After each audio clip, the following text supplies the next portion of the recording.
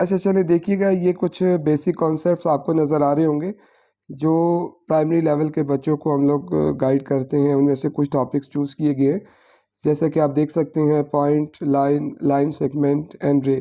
ठीक है, इसका बेसिक कॉन्सेप्ट हम देखेंगे। फिर ज्योमेट्रिकल शेप्स होती हैं उसका देखेंगे तारुफ, और सेकंड के बाद थर्ड आता है differences between straight line and curve line.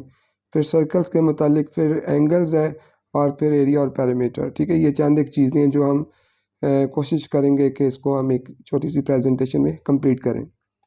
ठीक है, ये देखें, सबसे पहले आपसे ये पूछा जा रहा है कि व्हाट इज़ द पॉइंट। ठीक है, पॉइंट को आप कैसे डिफाइन करते हैं? जो भी रफली सा आपके माइंड में एक आइडिया है वो प्लीज़ बता दें, जैसा भी है।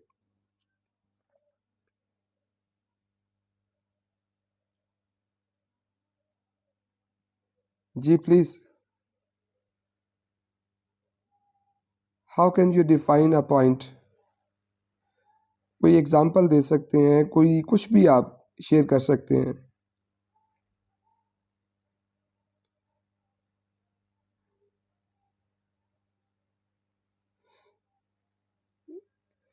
अच्छा देखिएगा, जी ठीक है जी। पॉइंट क्या है जी? पॉइंट एक डायमेंशनल लेस होता है। ठीक है, जैसे मैंने बात की थी ना डायमेंशंस की, तो डायमेंशन से मुराद होता है किसी भी ऑब्जेक्ट की लेंथ, विड्थ और हाइट। ठीक है, ये तीन डायमेंशंस होती हैं टोटल। तो पॉइंट की कोई डायमेंशन नहीं होती, ना इसकी लेंथ होती है, ना विड्थ होती है, और ना इसकी हाइट होती है। ठीक है, ये यूज़ होता है लोकेशन को रिप्रेजेंट करने के लिए। ठीक है, इसको स्केच एक डॉट से, यूजिंग डॉट किया जाता है, और लेबल किसी भी कैपिटल अल्फ़ाबेटिक लेटर से इसको डिनोट किया जाता है। और बच्चों को पॉइंट के हवाले से रियल लाइफ एग्जांपल अगर देना चाहें तो आप दे सकते हैं। ये डिफरेंट एग्जांपल्स आपको नज़र आ रही हैं। टिप ऑफ पेंसिल्स हैं, ठीक है, टिप ऑफ कोन, और इसी तरह से लोकेशन ऑन मैप्स। मैप्स पे आप देखते हैं बहुत सारे पॉइंट्स आपको नज़र आ रहे होते हैं। बेसिकली ये तमाम पॉइंट जो है वो किसी न किसी शहर, किसी न किसी मुल्क, किसी न किसी जगह को रिप्रेजेंट कर रहा होता है। जी नेक्स्ट हमारे पास लाइन है। लाइन को हम कैसे देखते हैं जी? Any one of you can define it, what is line? जी जी टीचर्स, कैसे आप लाइन को डिफाइन करेंगे?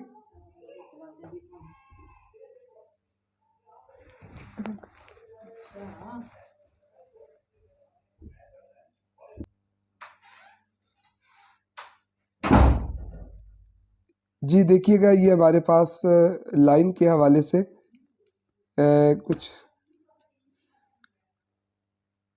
लाइन की ना तो विड्थ होती है और ना ही इसकी हाइट होती है, और ये दोनों डायरेक्शंस पे ओपन होती है। इसका कोई एंड पॉइंट नहीं होता। और इसको जब ड्रॉ किया जाता है या स्केच किया जाता है तो दोनों तरफ से आप देख सकते हैं कि एरो लगा दिया जाता है, जो ये शो कर रही होती है कि ये दोनों तरफ से ओपन है। और इसको हम लाइन ए बी या फिर लाइन बी ए पढ़ते हैं। और इसी तरह से जब आपने लिखना होता है तो ए बी, इसके ऊपर एक छोटा सा एरो लगा देते हैं, या बी ए।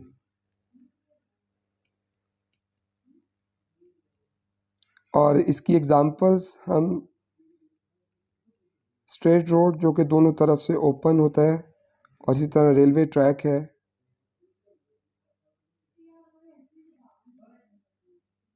जी नेक्स्ट हमारे पास लाइन सेगमेंट है।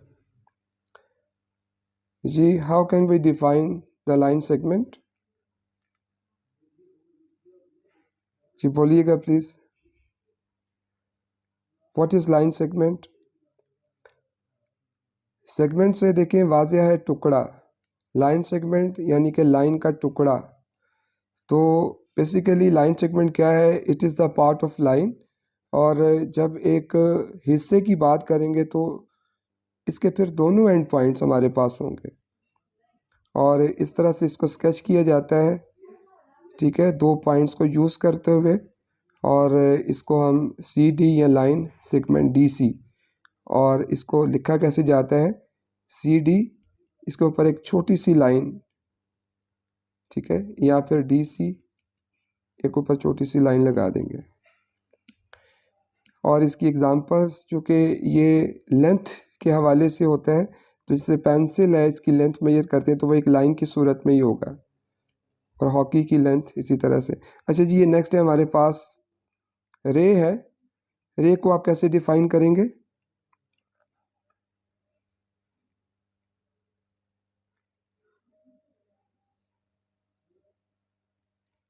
जी बिल्कुल, रे जो होता है वो लाइन का हिस्सा होता है, लेकिन इसका एक एंड पॉइंट होता है, ठीक है, और एक डायरेक्शन से ये ओपन होती है, इसी वजह से इसकी कोई फिक्स लेंथ नहीं होती। तो ये मिक्सचर है लाइन सेगमेंट का और लाइन का। लाइन में हमने पढ़ा था ना, दोनों तरफ से ओपन है, और लाइन सेगमेंट में पढ़ा था दोनों तरफ से क्लोज है। तो अब ये दोनों का मिक्सचर है कि एक तरफ से ओपन और एक तरफ से क्लोज है। इस तरह से इसको स्केच किया जा सकता है। एक तरफ से आपने एरो लगा दिया, और इसको हम ए बी रे पढ़ेंगे, बी ए नहीं पढ़ेंगे, और जब लिखा जाएगा तो ऊपर फिर आपने इसी तरह से एरो लगा दिया। ये कुछ एग्जांपल्स हैं जो आप बच्चों को रिलेट करके इसका कॉन्सेप्ट और वाज़ह करने की खातिर थोड़ा सा उन्हें गाइड कर सकते हैं। सन रेज है, ठीक है, जैसे टॉर्च रेज हैं। अच्छा, ये कुछ एक्टिविटीज़ हैं, कुछ राइडल्स हैं जो ये कॉन्सेप्ट देने के बाद आप क्लासरूम्स में बच्चों से करवा सकते हैं, ठीक है। जैसे गेस हु एम आई, कि मैं क्या हूँ।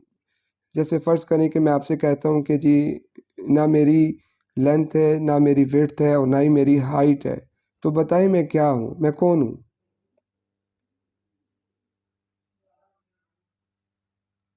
मैं कौन हूँ? मैं एक पॉइंट हूँ। तो ये बच्चे इसी तरह गैस करेंगे, क्योंकि जो करैक्टरिस्टिक्स मैंने बताई हैं अपनी, वो सारी मैंने पॉइंट की रख के बताई हैं। तो इसी तरह से मुख्तलिफ़ किस्म की करैक्टरिस्टिक्स बच्चे अपनी बता के कि जी मेरे एक एक एंड पॉइंट है और दूसरा एंड पॉइंट नहीं है, तो बताइए मैं कौन हूँ।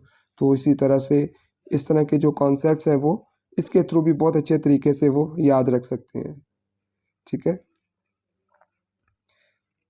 अच्छा देखिएगा, यहाँ पर आपसे पूछा जा रहा है कि कोई सी दो राइडल्स जो है ना आप भी बताएं।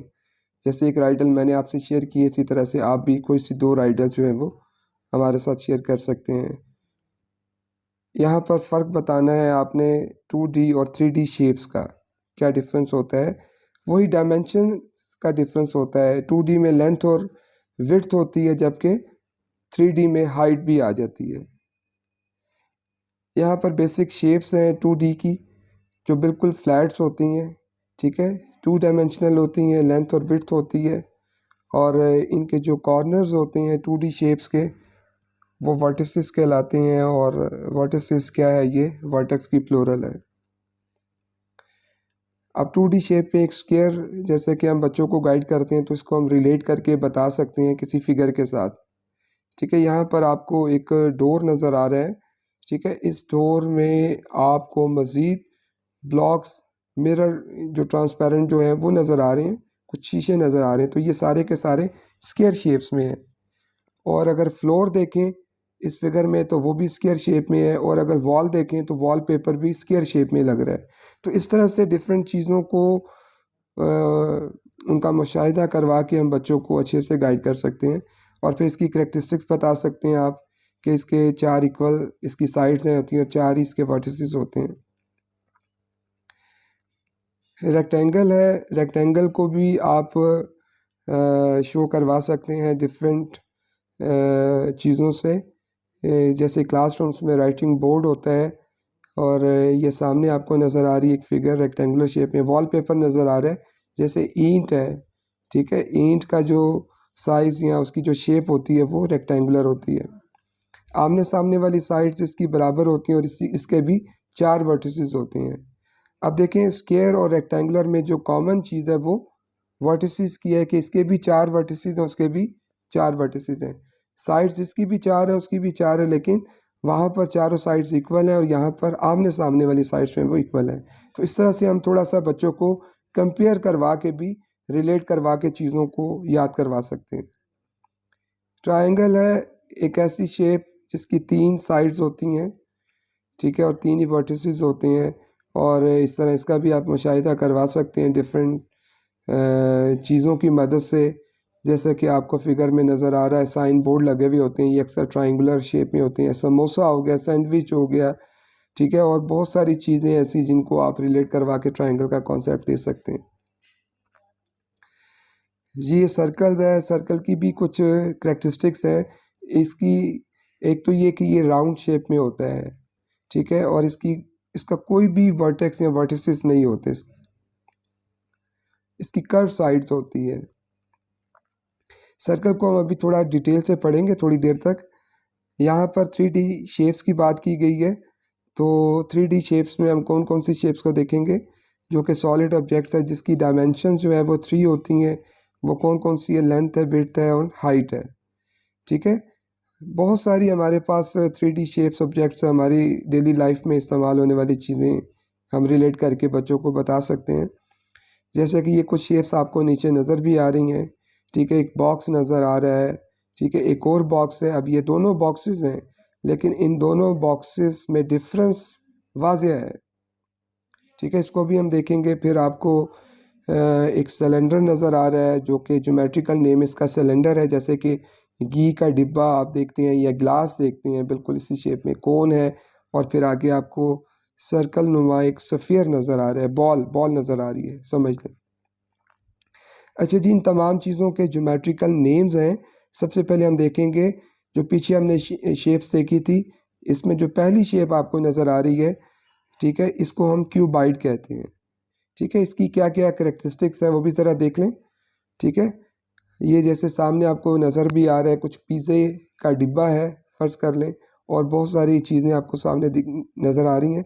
इसकी जो करेक्टरिस्टिक्स हैं, ख़ुसूसियात है, वो ये है कि इसके 8 वर्टिसेस हैं, 6 इसके फेजेस हैं, और ये 6 के 6 फेजेस रेक्टेंगुलर शेप में हैं, और इसके 12 किनारे हैं। अब रेक्टेंगुलर शेप में तभी ये बनेंगे जब इसकी लेंथ, विड्थ और हाइट जो है वो डिफरेंट होगी, ठीक है। इसकी लेंथ, हाइट और विड्थ जो है वो डिफरेंट है।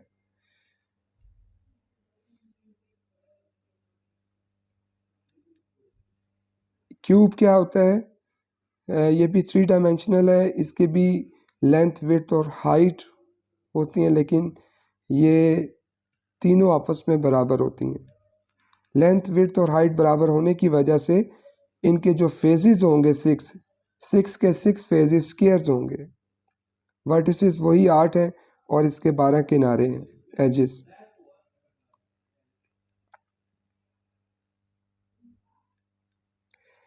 नेक्स्ट हमारे पास सिलेंडर है। ये भी एक ज्योमेट्रिकल शेप है, जैसे कि मैंने आपसे शेयर किया था कि एक राउंड शेप में जो लॉन्ग कोई भी ऑब्जेक्ट है, जैसे कि एक बेहतरीन एग्जांपल इसकी जो 5 लीटर वाला जो ऑयल का डिब्बा होता है, या घी का 5 kg वाला, ठीक है, वो एक बेहतर मिसाल है जिसको शो करवा के आप बच्चों को सिलेंडर्स का आइडिया दे सकते हैं, ठीक है। इसमें कोई वर्टिसेस नहीं होते, क्योंकि ये गोलाई में होते हैं। सर्कल के जैसे कोई वर्टिस नहीं होती, इसके भी कोई वर्टेक्स नहीं होते। 3 फेजेस होते हैं जी टोटल इसके, ठीक है। 2 फ्लैट होते हैं और एक कर्व्ड होता है। फ्लैट कौन से हैं, जो सर्कल नुमा है, टॉप और बॉटम, ये दोनों फ्लैट हैं, सर्कल की शक्ल में होते हैं। और इन दोनों टॉप और बॉटम के दरमियान वाला जो एरिया है, ये सारा आपका कर्व में आएगा। कौन है, इसका एक वर्टेक्स और 2 फेजेस होते हैं, ठीक है, एक फ्लैट और एक कर्व, और एक इसका किनारा होता है, 1 एज होता है इसका। सफियर है, ठीक है, ये भी 3 डायमेंशनल होता है, लेंथ, विड्थ और हाइट के साथ। इसको आप रिलेट कर सकते हैं बॉल्स के साथ, ठीक है। इसका कोई वर्टिस नहीं होता, वर्टेक्स नहीं होता, एक ही कर्व सरफेस हो रही है, सरफेस होती है, और इसका कोई एज नहीं है। ठीक है, यहाँ कुछ एक्टिविटीज़ हैं जो हम क्लास रूम्स में बच्चों को ये चीज़ें करवाने के बाद उनकी प्रैक्टिस के तौर पर, या आप यूँ कह लीजिए कि उनकी असेसमेंट के तौर पर हम उन्हें इस तरह से करवा सकते हैं, जिससे ये आइडिया होता है कि आपके दिए के कॉन्सेप्ट हैं वो कितने अच्छे तरीके से उन्हें क्लियर हुए। यहाँ पर स्ट्रेट लाइन और कर्व लाइन का एक कॉन्सेप्ट बच्चों को हम कैसे दे सकते हैं, ठीक है, मुख्तलिफ़ चीज़ों की मदद से। कुछ एग्ज़ाम्पल्स आपको देखने को नज़र आ रही होंगी जो स्ट्रेट लाइन की के हवाले से हैं, और जो कर्व है उस हवाले से। एक एक्सपेरिमेंट आप क्लासरूम्स में करवा सकते हैं कि एक रस्सा ले लें, अगर आप दो बच्चों को बुलाएं उन्हें कि टाइटली इसको खींचे, तो जब वो इसको टाइटली खींचेगा तो वो एक स्ट्रेट लाइन होगी, और अगर एक बच्चा भी थोड़ा सा करीब आ जाएगा तो वो लूज़ हो जाएगा, तो उसको हम कहेंगे ये एक कर्व शेप। और इसकी एक और एग्ज़ाम्पल ये बन सकती है कि जैसे आप देख सकते हैं कि अगर अमूमन छत पे एक रस्सा बांधा जाता है कपड़े फैलाने के लिए, तो जब कपड़े फैलाए नहीं होते वो बिल्कुल टाइट बंधा हुआ होता है, उसको हम कह सकते हैं कि एक स्ट्रेट है। और जब कपड़े उस पे फैला दिए जाते हैं तो फिर वो एक कर्व की शेप इख्तियार कर जाता है। ये ग्रुप वर्क है जो बच्चों को हम क्लास में करवा सकते हैं डिफरेंट किस्म की एक्टिविटीज़ के ज़रिए से, ठीक है, ये आप देख सकते हैं। अच्छा, यहाँ पर सर्कल्स की और इसके कुछ एलिमेंट्स हैं उसकी बात की गई है कि सर्कल क्या है। Circle is the set of all points whose distance from the fix point is always same. The fix point is called the centre of the circle. The line segment joining the centre of a circle to any point on the circle. ठीक है, ये इसकी literary definition है और इसके elements जो radius और centre बताया गया है। तो देखिए, हम इसको इस तरह से बच्चों को गाइड कर सकते हैं कि फ़र्ज़ करें कि एक सेंटर पॉइंट जैसे यहाँ ज़ीरो नज़र आ रहा है, ठीक है, ये सपोज़ करें कि एक रस्से को इस ज़ीरो की जगह पर एक किला जो है वो ज़मीन पे गाड़ा गया है किले के साथ। इस किले के साथ एक रस्सा बांध दिया गया है, ठीक है। अब ये जो किला है, ठीक है, ये बन गया सेंटर, और जो रस्सा है, रस्से का एक एंड पॉइंट जो है वो किले के साथ बांध दिया है, और दूसरा एंड पॉइंट जो है वो एक बच्चे ने खुद पकड़ लिया है। तो ये जो फासला है रस्से का, ये रेडियस बन गया है, ठीक है। अब ये रस्सा पकड़ के अगर वो इसको टाइटली पकड़ा हुआ हो अगर उसने, और उसको वो ले लेके जब वो फिरेगा तो वो बिल्कुल गोलाई में, बिल्कुल गोल गोल वो उसके घूमेगा। तो ये जो गोल गोल जो वो चल रहा होगा तो वो एक पाथ बन रहा होगा, तो वो जो पाथ बनेगा वो एक सर्कल की शेप में बनेगा, ठीक है। और इसी पाथ को हम सर्कमफ्रेंसिस कहते हैं, और जो कि सर्कल का बाउंड्री है, ठीक है। यहाँ पर कार्ड्स की बात की गई है कि एक ऐसी लाइन सेगमेंट जो सर्कल की जो बाउंड्रीज हैं उनके दोनों एंड पॉइंट को आपस में मिलाने से बने, ठीक है, उसको हम कार्ड बोलते हैं। और अगर यही कार्ड सेंटर से पास करेगा तो उसको हम डायमीटर बोलेंगे, यानी कि ऐसी लाइन जो सर्कल को दो बराबर हिस्सों में डिवाइड करती है उसको हम डायमीटर बोलेंगे। सर्कमफ्रेंसेस, इसकी मैंने ऑलरेडी आपके साथ बात की थी कि ये वो फासला जो राउंड शेप में आप कवर करते हैं उसे सर्कमफ्रेंसेस कहलाता है, ठीक है। ये कुछ एक्टिविटीज़ हैं जो हम बच्चों को इसी हवाले से दे सकते हैं, ठीक है। यहाँ पर एंगल्स के हवाले से मैं आपके साथ शेयर करना चाहूँगा कुछ चीज़ें। एंगल्स क्या है, बेसिकली ये भी एक राउंड शेप में ही इसकी मेजरमेंट होती हैं। जैसे हम बात करें अगर सर्कल की, तो आप देख सकते हैं कि एक सर्कल जो है उसमें टोटल 360 डिग्रीज होते हैं, ठीक है। वो एक कंप्लीट, आप यूँ कह सकते हैं कि पूरा एक राउंड है। और अगर हम बात करें हाफ सर्कल की, ठीक है, तो वो 360 का हाफ 180 डिग्री बन जाएगा, ठीक है। और ये 180 डिग्री जैसे डी शेप में आ जाएगा, तो इसको हम स्ट्रेट एंगल बोलते हैं जी। पहला 360 का कंप्लीट एंगल, और जब आपने उसको हाफ किया तो 180 बन गया, वो बन गया आपका स्ट्रेट एंगल। ठीक है, जब आप स्ट्रेट एंगल को भी हाफ करेंगे तो वो 90 डिग्री का एंगल बन जाएगा, जिसका नाम राइट एंगल है, कायमा जाविया। ठीक है, इसको हम 90 डिग्री के एंगल को कायमा जाविया कहेंगे। और जो एंगल 90 से कम होगा वो एक्यूट एंगल कहलाएगा, और जो 90 से बड़ा होगा वो ऑब्ट्यूज एंगल कहलाएगा। ठीक है, ऐसे दो एंगल जिसका सम 90 के बराबर है उसको हम कॉम्प्लीमेंट्री, और ऐसे दो एंगल जिसका सम 180 के डिग्री के बराबर होगा उसको हम सप्लीमेंट्री एंगल कहेंगे। अच्छा जी, यहाँ पर बात की गई है एरिया और पैरामीटर के हवाले से। एरिया बेसिकली जैसे क्लासरूम्स में बच्चे बैठे हुए होते हैं, डेस्क पड़े हुए होते हैं, टीचर्स होता है और बहुत सारा सामान पड़ा हुआ होता है। ठीक है, तो ये जहाँ जहाँ ये चीज़ें पड़ी थी ये सारा एरिया कहलाता है, जहाँ बच्चे बैठे हुए होते हैं। ठीक है, और उस रूम की जो बाउंड्रीज होती है, चार दीवारी जिसे हम कह सकते हैं, ठीक है, वो इसका पैरामीटर कहलाएगा। तो इस तरह से भी हम उनको गाइड कर सकते हैं।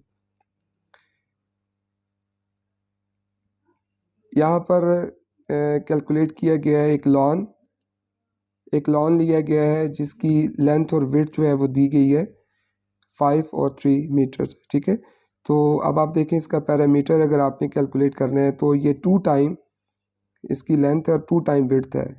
तो जब आप इसको ऐड करेंगे तो ये आ जाएगा आपके पास 16 मीटर।